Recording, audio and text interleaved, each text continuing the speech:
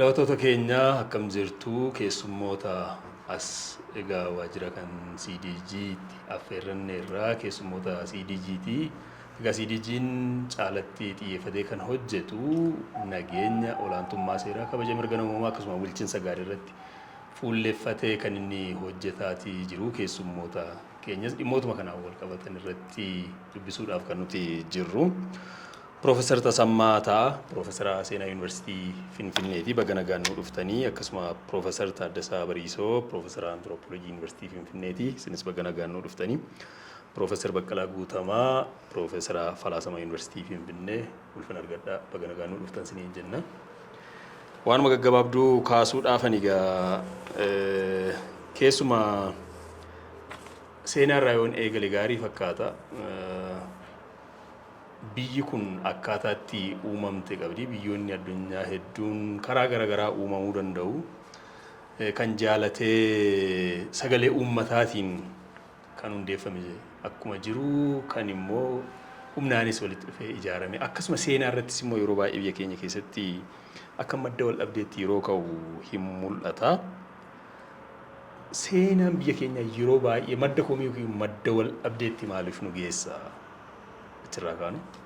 Waa'ee seenaa biyya kanaa yeroo ilaallu biyyi kun attamitti uumame yeroo attamiiti amma kaartaa biyya lafaa irratti daangaan isaanii daangaan Itoophiyaa jedhamu kun sararamee kan ba'e yoomii yoonaan jette dhuma jaarraa 19ffaa last quarter of the 19th century jedha. Yeroon suni yeroo baay'ee cimaa kan ture Afriikaadhaaf. Yeroo itti biyya Afriikaa jiran kuni koloneeffamanidha. As deebinee yoo biyya kana ilaallu immoo yeroo itti impaayirri kun humnaan walitti qabamee uumamedha. Humnaan afaan qawweetiin jaarraa 19ffaa dhumarratti kan uumamedha. Yeroo sana ijaarame. Han ijaarame humnaani jechaadha. Humnaan yeroo ijaaramu sabaaf sablammiin biyya kana keessa jiru kibbarra kan jiranii hundumaa yoo laaltee Oromoo dabalatee yeroo sanadha kan Abisiiniyaa kan jedhamutti dabalaman. Maal jedhaa barreessaan tokko Doonaald Leeviin kan jedhamu waa'ee biyya kanaa kan qo'atee Itoophiyaan harka 3 guddattee jedha yeroo sana keessatti. Itoophiyaa egaa harka 3 guddattee yeroo inni jedhu sarara daangaa ishee yoo ilaaltu Abisiiniyaa isa duriirraatii yeroo Itoophiyaan uumamte kuni harka 3 guddatteeti jedha. Sabaaf sablammii ofitti dabaltee kan ijaaramtedha. Yeroo sanatti sabaaf sablammoonni kun immoo eessa turanii maal turanii yoo jette keessatti yeroo an Oromoo laaltu Oromooni gara caalaatti gadaa jalatti bula ture. Warri kaan immoo mootii jalatti bulu turanii. Amma mootii Abbaa Jifaar faa, mootii warra Bakaree Godaanaa faa, warra Abishee Garbaa faa yoo laaltee isaan mootii qabu. Tuulamaa keessattis immoo warri humna qaban naannaa kana kan jiranii warri akka gadaadhaan kan bulan jiru akka immoo namoota ciccimoo jajjaboo isaan bulu akka walitti qabaadhaan oolaalte immoo Oromoon yeroo sana abbaa muudaa addanatti Finfinnee kanatti qaba. Finfinnee kanatti waggaatti al tokko dhufanii abbaa muudaatti galma abbaa muudaa dhufanii Finfinnee kanatti eebbifamanii waan fidan galchanii galataan deebi'anii iddoo dhufanitti galu. Inni karaa bahaas, inni karaa lixaas, inni karaa kaabaas, inni karaa kibbaas karra shananiinuu dhufee asitti abbaa muudaa biraatii fudhatee gala ture. Eebba fudhatee gala. Kana ture kan itti jiraataa turanii keessatti Oromoon akkasitti jiraachaa ture. Karra shanan kana keessatti handhuura Finfinneen handhuura taateeti. Abbaan muudaa addana jira. Abbaa muudaa kanatti galma abbaa muudaa kanatti dhufanii eebbifamanii waggaatti deebi'anii galu turanii. Utuu kun kan ta'e utuu Minilik humna qawweetiin abbaa muudaa asiin kaasiin utuu humni Oromoo Tuulamaa hin cabin ture. Keessatti naannaa kanatti Tuulamaan waggaa 400 akka inni warra nugusa Shawaa warra jedhamanii wajjiniin wal mormaa wal lolaa dhufee hamma walakkaa jaarraa 19ffaa gahutti akkasittiin qabee ture. Garuu humni isaa kan cabee fi humni Oromoo sun yeroo sanatti kan cabe tokko qawwee hin qabu. Qawween yeroo sana humna guddaadha. Lammaffaan immoo yeroo kanatti wal hubattee hin qabu ture. Tokkummaanis immoo akka ammaatti kaabaa kibbaa bahaa dhiyaa wal caqasee Oromoon jabaatee duran dhaabanne gatii kanaa fi tokko tokkoon lolaa turanii keessatti immoo eega Tuulamaa qabataniiti qabamee booda irraa jala gara dhiyaattis gara kibbaattis gara bahaattis babal'achaa dhufee siin jechuun barbaada. Seenaan biyya kanaa humnaan ijaarame yeroon ilaalu.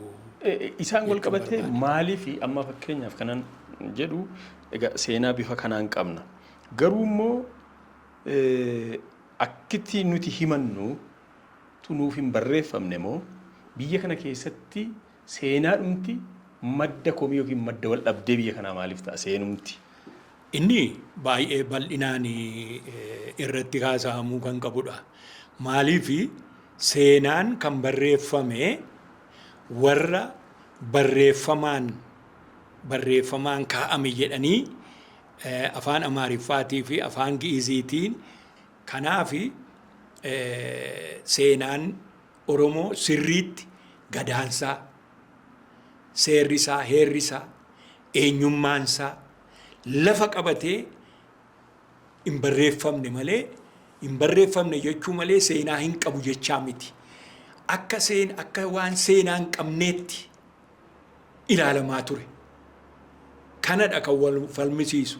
Amma Oromoos haa ta'uu sabaaf sablammii gara biraas haa ta'uu seenaa mataa keenyaa qabnaa, eenyummaa keenyatu owwaalame, seenaan keenya barreeffamuu qaba kan jedhu isadha kan falmii fidaa jiru. Seenaa moototaa 225 hamma dhufee Haayile Sillaasee ga'utti seenaan moototaa seenaa mootota 225ffaa ture. Haayile Sillaaseen ansaaniif barreeffame malee kan Oromoo kan sabaaf sablammoota gara biraa hin barreeffamne dhiyoo kanadha barreeffamuu jalqabee. Yuunivarsiitii keessattis iddoodhuma qo'annaatiyyuu kan ol mul'ate dhiyoo kanadha siin jechuun barbaada. Galatooma gara Profeesar Baqqalee Tanciyaa. Egaa keessuma gama hawaasni kun duudhaan inni qabuu fi gama nagaattan isin ceesisaatii falaasama maalii qaba Oromoon nagaa irratti? Nagaadhuma kana nagaan maal isaatii akkamittiyyuu ilaala? Egaa akkuma hawaasa addunyaa garaagaraa Oromoon falaasama ofii qabaa. Falaasama gaafa jennu yaaduma namni ittiin naannaa ofii hubatu, of hubatu, seenaa ofii hubatu, egeree ofii hubatu kana wanti bu'uuraan falaasama jedhamuu danda'u. Waan akkanaa ni qaba. Addeessaa dhufnee wanni inni illee attamitti uumame, Oromoon maalinni waan akka cosmic order jedhu kana keessatti waaqni kan uume kana keessatti waaqni gubbaa jira, waaqa jalatti namni jira, hunduu akkasitti diriirfamee jira amma godaatti. Achi keessatti hunduu iddoo ofii qaba. Kanas cosmic order jechaani iddoo sana immoo karaa safuutiin eeggata bakki namni qabu. Namni illee jaarsiif jaartiin inni jiddu galeessi ijoolleen hunduu iddoo ofii qaba. Wanti dhalootaan jiru hunduu iddoo qaba. Kanaani kan falaasamni isaa himamu. Kan nagaan naa ilaalte egaa nagaaf safuun walitti hidhataa, haqnii fi safuun illee walitti hidhataa. Yoo safuun sun cabee nagaatu bada jechuudha. Nagaan jiraachuu baannaan immoo dhugaanis hin jiru jechaadha. Amma wanta Oromoon karaa nagaa wanta Oromoo yaadu waanuma salphaan ilaaluu dandeessa. Amma akkatti Oromoon ganamaa galgala waaqatti kadhatu ilaalte. Nagaan bullee nagaan oolchii wanta akkasii yeroo hundumaa kana. Innaa walitti dhufellee namni kan wal gaafatu akkamii nagaa nama tokko duwwaa otoo hin ta'in nagaa maatii, nagaa naannoo kan jedhu kuni waanuma lafa Oromoon nagaadhaaf kennu kan agarsiisudha. Nagaan waliin jiraachuu, nagaan immoo uumama faana jiraachuun, waaqa fuuldurattis nagaa ta'anii seera isaa kabajuun wanni qaama ilaalcha Oromoo, qaama falaasama Oromooti jennee dubbachuu dandeenya. Egaa akkuma waliigalaatti kana jechuu dandeenya. Falaasamni Oromoo gara fuulduraatti baay'ee qoratamee gadi ba'uu qaba. Amma kan Oromoon ittiin bulu sirna gadaa soo fudhattee innis qaamuma falaasama Oromooti. Karaa falaasama siyaasaa wanta bu'uura ta'e waan lafa kaa'edha. Bakka biraatti kan hin argamne iyyuu jedhanii warri qoratan akka ragaa ba'anitti intinaan suni gadaan suni wanti godhugaa ijoollummaa kaastee akkatti guddattu sadarkaa ishiin keessa dabartu ijoolleen dhiiraa keessumaa sadarkaa adda addaa sanarratti immoo barnoota adda addaa argachaa guddattee gaafa jettee egaa amma waggaa 8tti ijoolleedha. Of course guddina duwwaadha. Maqaan amma sanatti hin ba'u jedhanii sana booddee kan dhufu garuu barachaa sadarkaa sattaanuuf qophaa'aa innaa immoo waggaa 40 ga'an irratti gadaa fudhatanii biyya bulchuu kunillee qaamuma falaasama Oromooti. Inni immoo achi keessatti waan baay'ee qabaa. Akkatti nagaan eegamuu, akkatti aangoon jiruurra ooluu, akkatti aangoon gara tokko gara warra ittaanuutti darbu karaa nagaatiin seerri isaa baay'ee wanni kan ta'edha. Diiteelii kan ta'ee fi kompleeksii kan ta'e qorannoon isaallee kan baay'ee ulfaataa ta'edha. Garuu amma fakkeenyaaf seera namni tokko akka seera gadaatti namni seeraa ol ta'e hin jiru. Kan wanni Oromoo yuunikii kan taasisu tokko kana. Warri bulchus seeruma ittiin bulchanii sana gaafatamu. Gaafa immoo wanni hin ga'ee tarmiin isaa dhume, tarmiin waggaa 8 sun dhume immoo karaa nagaatiin warra ittaanutti dabarsuu kana warri qoratee adda addaa hin beeku. Hiriyoon keenya hundumtuu siris hin beektu.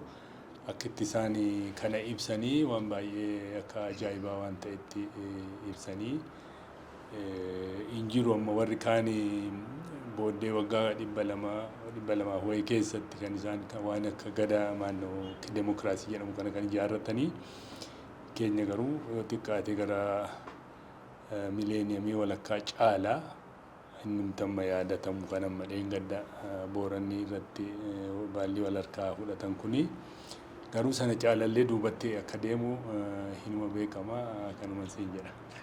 Profeesar Baqqalee asirratti kan amma kaastanii keessumaa uummanni kun falaasama isaa gama siyaasaatiin iyyuu waan guddaa yookaan bu'uura qaba addunyaadhaaf iyyuu jettanii kan isin kaaftan keessumaa sirna bulchiinsa gadaatiin kan wal qabatudha.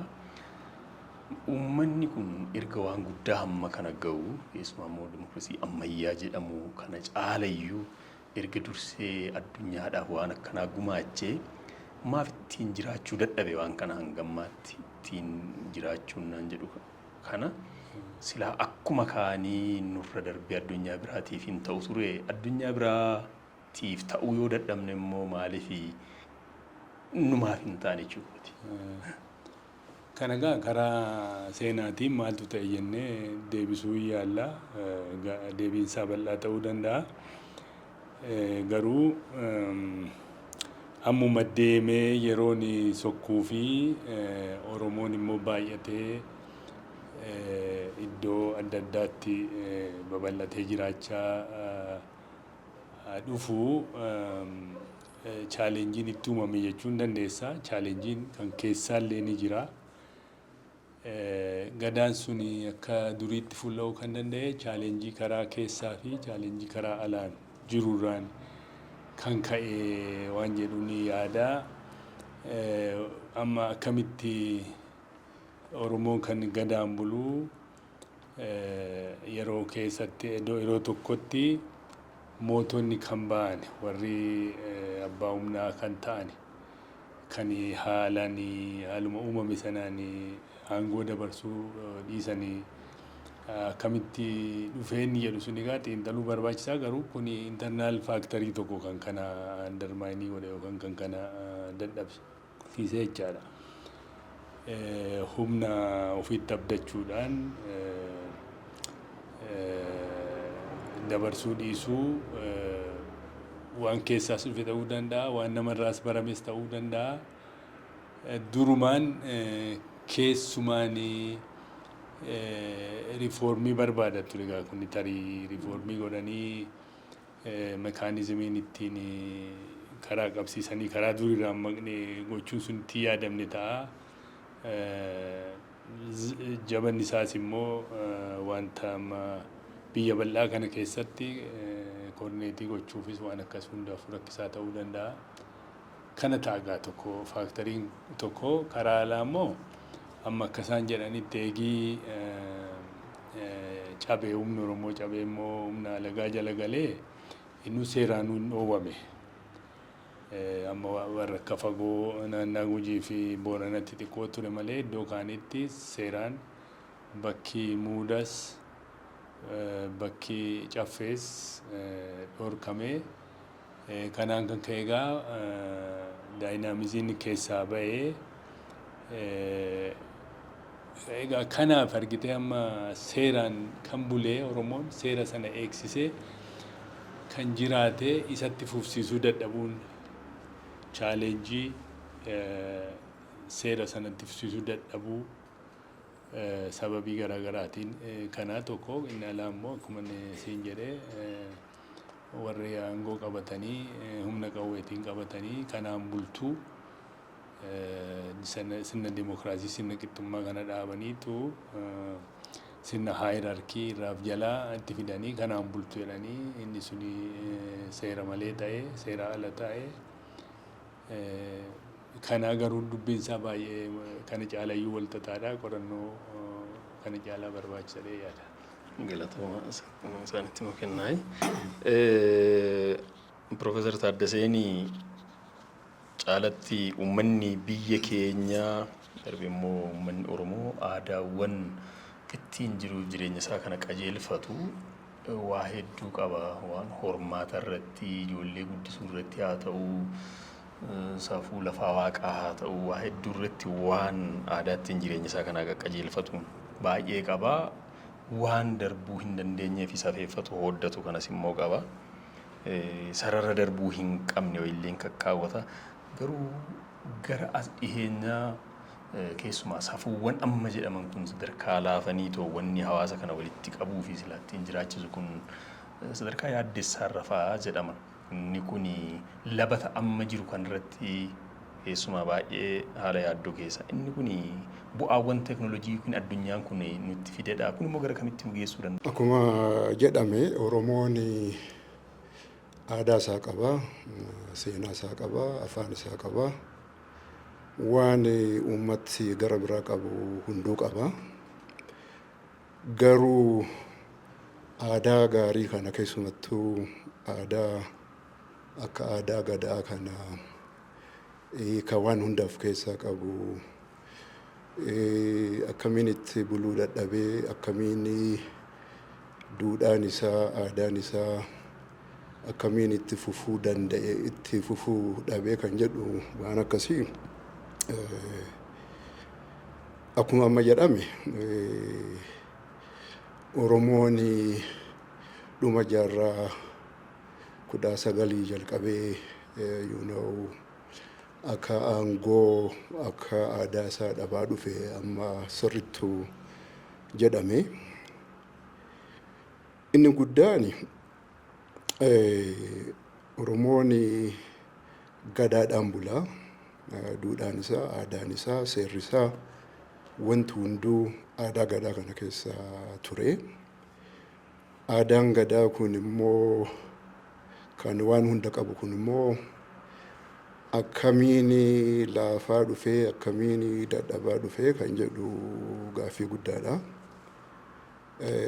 Inni guddaan akka anthropoloojii akka soosiyoloojiitti gaafa laallu wanti guddaan kan ta'e assimilation policy kan jedhamu. Assimilation policy kun maali? Uummati aadaa isaa akka ittiin fufne akka ittiin hin bulle karaa seeraas karaa aadaattis orgamaa ture jechaadha. Jechuun amma gaafa mana barumsaa ijoolleen Oromoo gaafa dhaqanu afaan Amaaraatiin malee akka afaan isaaniitiin akka hin baramne aadaan isaanii akka hin katabamne akka hin beekamne orgaa guddattu ture. Rogaa guddattu ture. Assimilationiin kun biyya tokkoo alaabaa tokkoo afaan tokkoo uummati akkuma jirutti uummati hundaa uummati Oromoos uummati gara biraas akka aadaa tokkoo biyya tokkoo afaan tokkoo seenaa tokkoo achi dhiibbamaa ture. Dhiibbaan kun wanta baay'ee rakkoo baay'ee fide ture akka inferiority complex gadaanummaan akka uummatatti akka dhagamu afaan keenya dhiisuu aadaa keenya dhiisuu maqaa keenya jijjiirachuu dhiibbaa akkasiittu dhiibbaa guddattu irra ta'aa ture. Dhiibbaan kun karaa baay'eedhaan dhufa. Tokko keessaan dhufa tokko karaa alaa dhufuu danda'a. Kan keessaa mootummaatti assimilation policy kanaan aadaa kee afaan kee akka jibbitu godhee gara tokkotti akka deemtu kan godhu.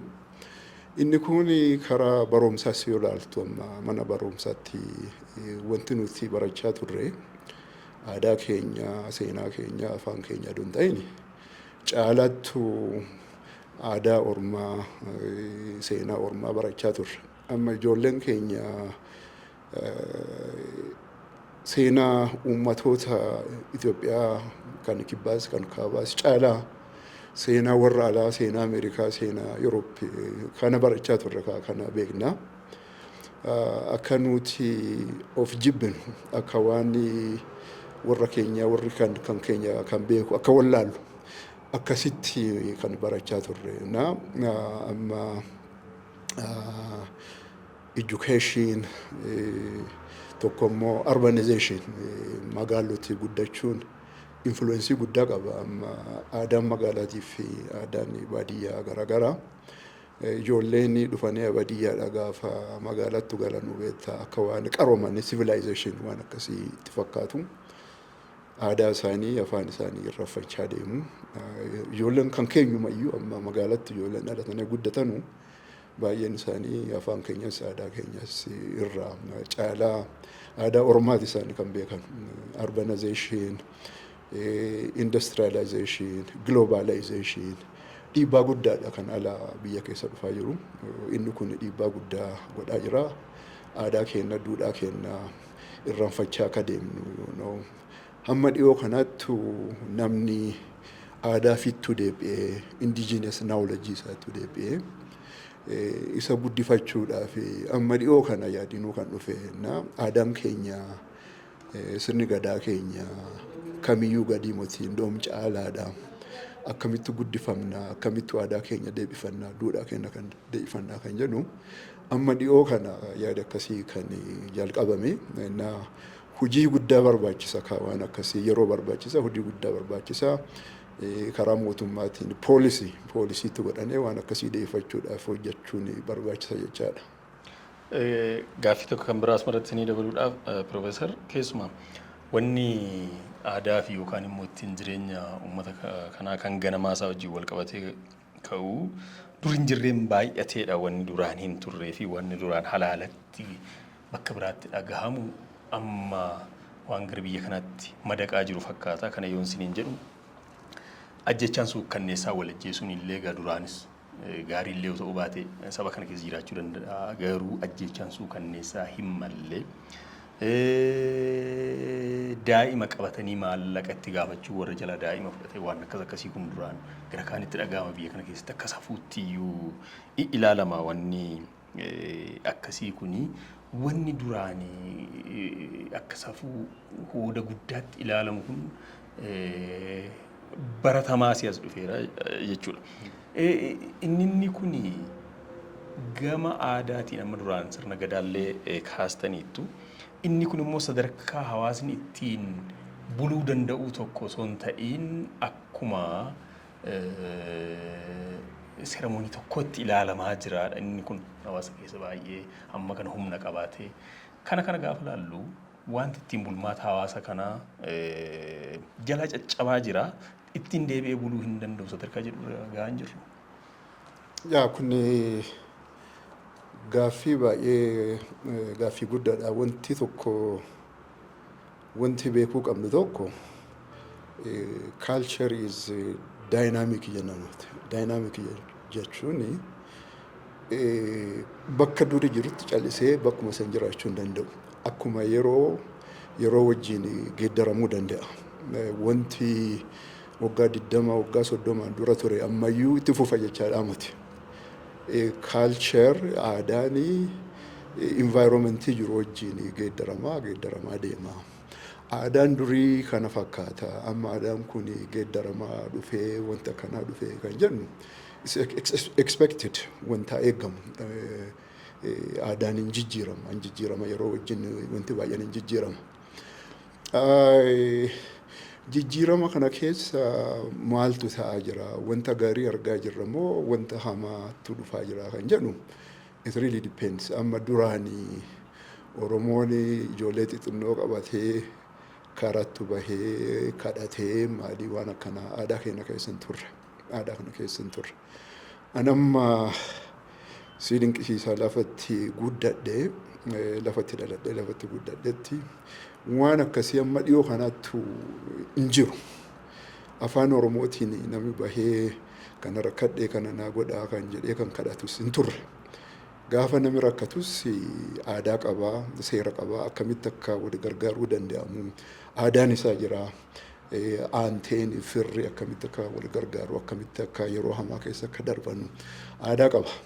Garuu aadaan suni because of different reasons cabaa dhufe. Amma tokko maali yeroon hin geeddaramee ummati si lafarrattuu bal'achaa dhufe, laftis dhiphachaa dhufe, namnis hiyyoommataa dhufe amma yeroo ilaaltu hiyyoonis namatti dhufe. amma akka biyyaattis yoo ilaaltu wanti guddaan amma kan biyya kana keessa jiru hiyyummaadha. Hiyyuun namni duraanii qotateessi wal gargaareessi maal jedheessi aadaadhaan walii kenneessi amma buusaa gonofaa jira waan akkasii kan Oromoonni ofitti gargaaru. Amma nama gargaaruu dhiisii ofiyyuu gargaaruun nama baay'eedhaa fi baay'ee rakkina ta'e. Now wanta akkanaa kanattu nama mudataa jira. It's not just Itoophiyaa callaa don ta'in akkuma addunyaattuu rakkina guddattu amma dhufaa jira. Sistamichi jiruyyuu sistama namni walitti gargaaru, namni itti wal kabaju, namni waan akkasiitu akkuma jette amma hanni jira, hanna dhiisii amma zarafa makiinaa dhaabsisanii nama ukkaamsanii qabanii wannoo gaafachuu nama kaasaa gaafachuun deebii immoo ijoollee xixinnoo gudeedanii waan akkanaa kana gochuun aadi maleedha. Waan akkanaa wannoo aadaa Oromoo keessan turre. Maaltu dhufee maaltu dhalachaa jira kan jedhu uummatichi namni wanta geeddaramu wajjin geeddaramaa deema ajjastii ta'utti irra jira. Waan akkanaa kuni yeroo tokko jaalatteetii miti.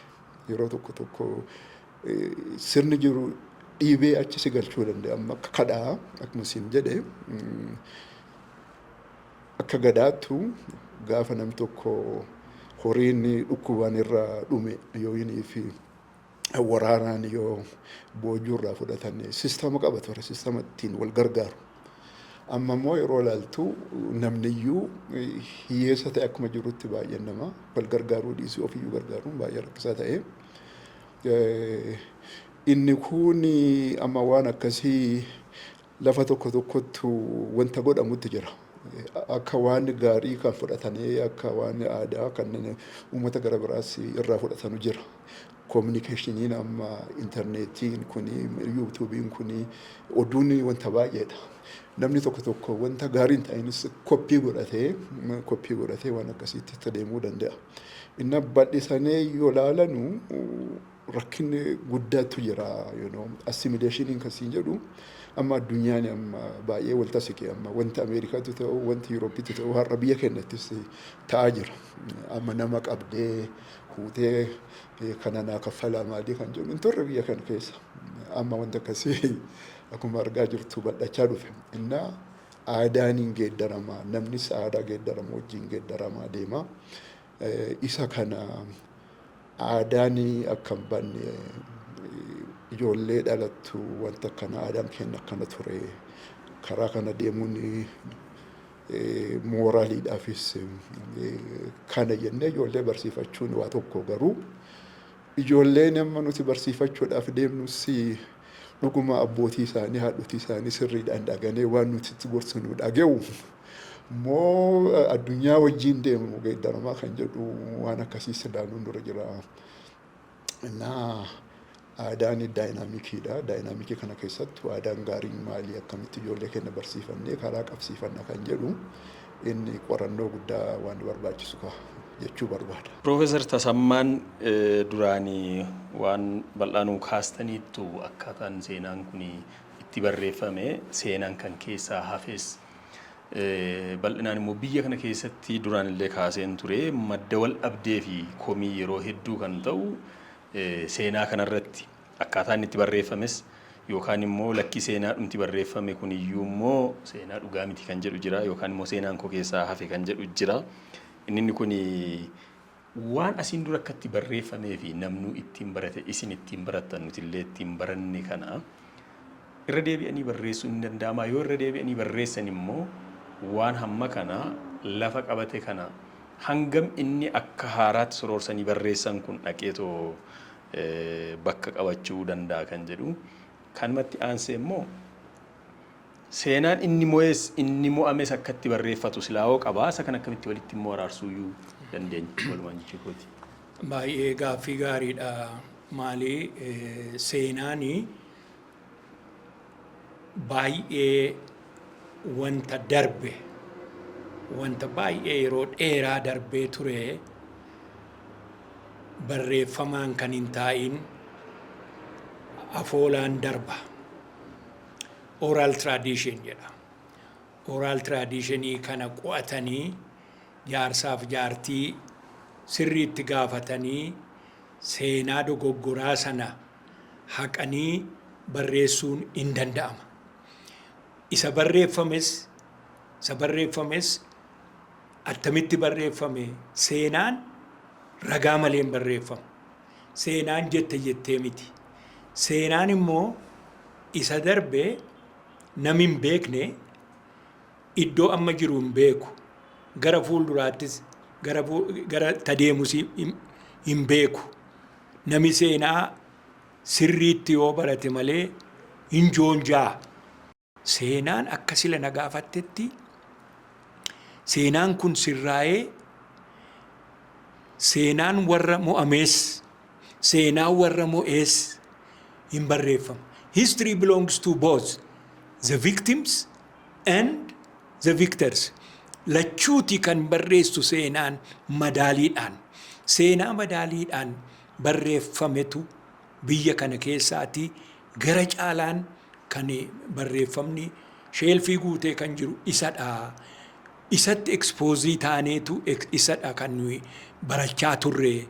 Waa lama gochuun seenaa warra barreessanii warra amma qubee jenereeshinii jennu kanaan waa lama baruun isaanirra jira. Waa lama hojjechuun tokko seenaa dogoggoraan barreeffame sana falmanii ragaadhaan iddootti gashuu qabu. Lammaffaa immoo seenaa hin barreeffamin isa owwaalamee ture boolla keessaa baasanii barreessanii dhaloota gara fuulduraatti adeemuu fi qubee jenereeshiniin kun haqa qaba barreessuudhaa fi yeroo gaarii qabas immoo nuyi qubeedhaan hin baranne. Utuu qubeedhaan barannee irra ta'e iddoo fagoo akkan ga'u natti mul'ata natti. Maaliifii battalumaan barreeffannee barreeffama kana ragaadhaan funaannee afoola kana jaartolii gaafannee sirreeffachuu hin dandeenya turre. Warri jaarsaa warri jaartii afaan Amaariffaan beekan, afaan Ingiliffaan beekan. Nuti afaan Oromootiin jala teenyeetu qo'achaa, qorachaa hamma danda'amu ragaadhaan lafa keenya irraa isarraa ka'anii immoo gara fuulduraatti adeemuun qubee jenereeshinii irra jira. Seenaa abbaatu barreeffataa. Inni kaanii inni nuu barreeffame dogoggoraa asiin jechuun barbaada. Galatooma. Galatooma gaaffii takka isinii dabaluufanii kana amma kaastan keessatti waliigalteedhuma saba biyya kanaatii fi seenaa kana yoo xiqqaate waan irratti waliigalame yoo jiraachuu hin qabu yoo kun hin ta'in immoo waliigaltee biyya kanaatiif yaaddee ta'uu hin danda'u. Amma yoonaatti waliigaltee biyya kanaatii fi seenaan yaaddoo guddaadha. Tirriktii jedhu tirriktii fi taarikiin tokko miti. Jetteedhaan kan barreeffamee fi dhugaadhaan kan lafa taa'e tokko miti. Amma dhugaa sana fudhachuu dadhabanii dhugaa isa soqamee dhugaa isaa calalamee seenaadhaan lafa taa'e sana isa namni akka keenyaafaa barreesse kana fudhachuu didanii isa duriitiin nutti falmaa jiru. Kakkaasni irra uummanni kun as dhuftee ganamaa qabu yookaan ilaalchuma falaasama isaa keessatti waan kakkaasni qabna. Nagaa irratti illee nagaadhuma kan akkamitti ilaala kan jedhu ganamuma ka'ee rabbiin iyyuu kadhachuun mataasaa inni kun iyyuu akkaataa nagaadhaaf waan inni qabu isa kana kaastanii turtanii. Nagaadhaan olaantummaa seeraatiin mirguma namaa mirga dhala namaatiif akkaataa sabni kun kana durayyuu itti ilaalaa ture mataasaa falaasama kan mataasaa jechuudha.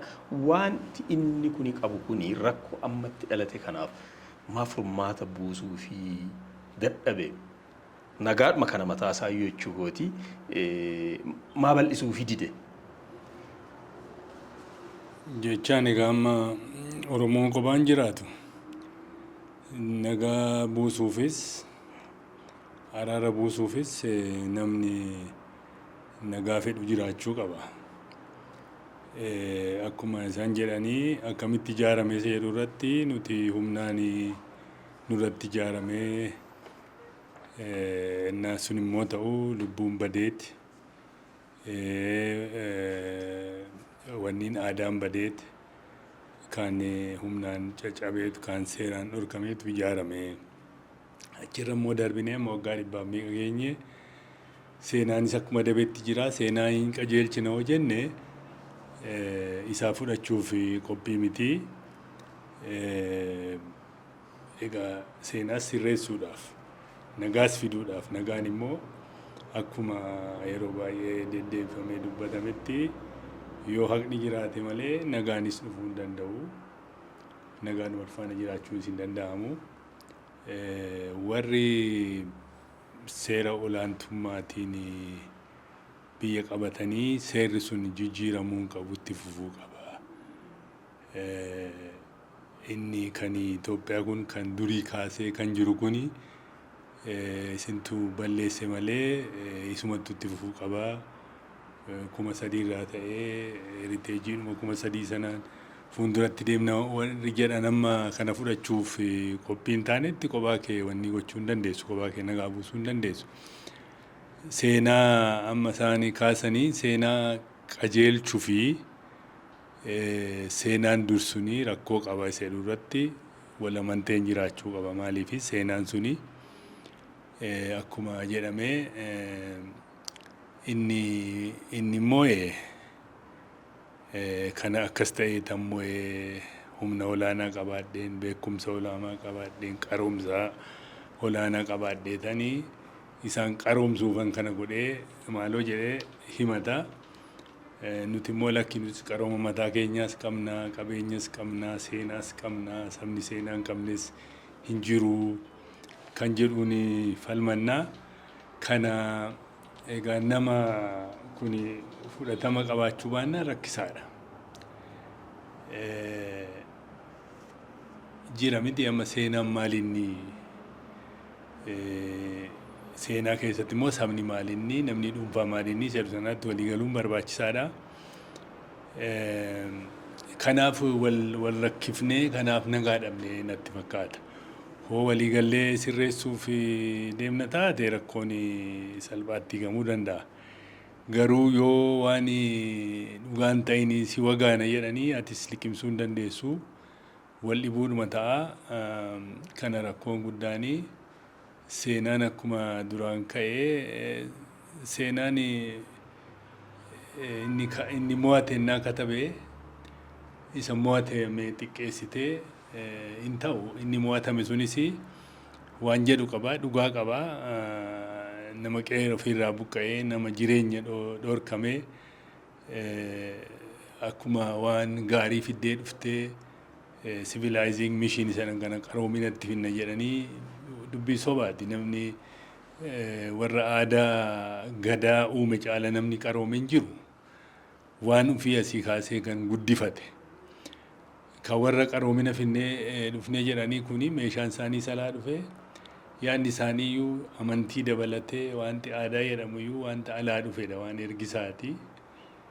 Dokumentootuma isaanii karaa seeraa, karaa maaloo jedhanii wanni jedhanii kan biyya alaatii fidatanii kun egaa wanta rakkisaadha. Amma dhugaan hin baanetti, amma dhugaan hin dubbatamnetti iyyuu karaan gara fuulduraa ammallee dukkanuma jechaadha. Egaa dhaloonni beekan, dhaloonni karaa barnootaas karaa adda addaatiin beekee hubatee biyyaafis wanti malu maali jedhee wanni ta'ee dhufuu danda'a gara fuulduraatti. Abdiin kan jiraatu achirra. Warri amma nutu kana godhee, nutu kana sin barsiisee, nutu asiin sin gahee jedhu kun dhaloonni sun darbuu qaba. Isaan jijjiiruufis ulfaatadha. Garuu abdiin kiyyaa jira miti amma globalization kun waan hedduu balleesseedha ammas akka dubbatametti. Garuu immoo beekumsi namaa waa'ee mirga namoomaa, waa'een guddinaa, waa'een walqixxummaa, waa'een demokiraasiis fuuldurumatti deema. Kana keessa warrumti yaada olaantummaatiin biyya jeeqan kuni hin darbu, hin jijjiiramu, dhaloonni haaraan hin dhufa. Akkanatti jijjiiramni dhufa jedheetanii. Profeesar Taaddasaan duraan kakkaasne irraa aadaa jiruu jireenya uummanni kun ganama ittiin bulaa ture kana keessatti akkaataa waan badellee ittiin qajeelchan hedduu qabu, akkaataa waan bade ittiin barbaadanis qabu. Kan du'ellee akkatti gumaa muraniif kana qaba uummanni kuni. Dhibdeewwan amma dhiyeenya kana mul'atan duraan kaastaniitu waan fofokkisaa daa'imman irratti raawwataman darbee dubartoota irratti dubartoota kunoo amma mul'atu kunoo asiidii maal gochuu mukatti hidhanii dhaanuu waan akkasii kun waa hedduutu jira. Mee aadaa ganama qabnu kanaan isa safuu kanaan hangam dura dhimma amma yookaan waan guyyaa keessa nutti dhufaa jiru kana akkaataa kamiin dura haa dhaabbatan yookaan immoo akkaataa kamiin beekumsa keenya ganamaa sanatti fayyadamnee waan kana ittisuu haa qabnu. Mee kanarratti dhaamsa nu dhaama. Kun ammas gaaffii gaariidha. Akkamittu aadaa keenya durii aadaa keenya gaarii sanittu deebinee ijoollee keenya qe'ee keenya akkamittu sirreeffanna kan jedhu kuni gaariidha. Konshasii ta'ee of beekee aadaan keenya kuni aadaa gaariidha. Aadaan nu dhiisee aadaa addunyaadhaafis ta'uu danda'u jedhee itti amanee cimee yoo qaban itti amanuun itti barbaachisa. Itti amanee waan akkasii guddifachuudhaaf ka'e malee ammayyuu laafaatuma deemuu danda'a. Waan akkasii consciously poolisiitti baastee garaadhaan yoo itti hojjette malee fiduunis amma yeroo ammaa globalizationii yeroo ammaa kapitaalizimii yeroo ammaa aadaanii biyyoota aadaan sabootaa yeroo ammaa dhiibbaan akkasii alaaf keessaa irra jirtus waan akkasii sirreeffachuun consciously pilaanii gootee pilaanii itti baattee aadaa kana guddifannaa jettee yoo itti deemte malee rakkinna kanaaf qophiidha. Uummati keenyas qophiidha. Mootummaan keenyas qophiidha. Kan jedhu waan akkasii itti hojjetamuu qaba kan jedhu yaada kennuu barbaade. Ayyee Profeesar Taaddasaa Bariisoo Profeesara Antiroopoolojii Yuunivarsiitii Finfinnee akkasuma Profeesar Baqqalee Guutamaa Profeesara Falaasamaa Yuunivarsiitii Finfinnee Profeesar Tasammaa Taa'aa Profeesara Seenaa Yuunivarsiitii Finfinnee ulfina guddaa argadhaa kabaja argadhaa isiniin jennaa. Egaa waan gaggabaabsinee mari'anne kanarraa kanumaanii uduunfina. Ulfaadhaa.